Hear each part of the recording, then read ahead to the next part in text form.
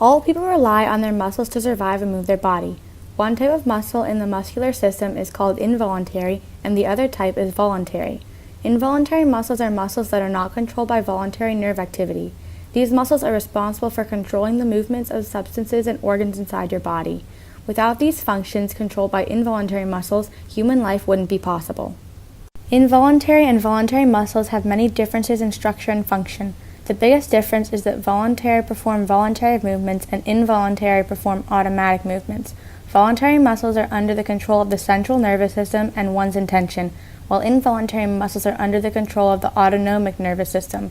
Another difference between voluntary muscles and involuntary muscles is the amount of energy they use and power they produce. Voluntary muscles are very powerful and need a lot of energy, while involuntary do not.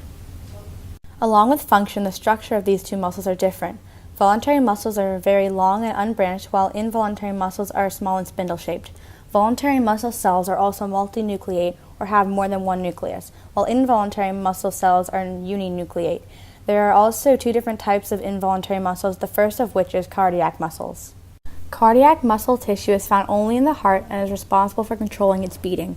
Pacemaker cells control this through contractions. Cardiac muscle cells are made of desmosomes, intercalated discs, and gap disjunctions. The desmosomes and intercalated discs help hold the cardiac muscle fibers together during a contraction, while gap disjunctions transfer the stimulation to the next cardiac cell. The second type of involuntary muscles are smooth muscles, which are found throughout the body in many different systems to apply pressure to vessels and organs. These cells in smooth muscles have actin and myosin fibers which control the contractions in the tissues.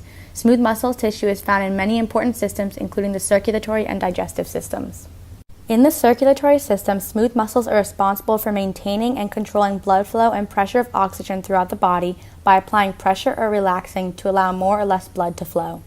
Similar to the circulatory system, smooth muscles play a vital role in the digestive system.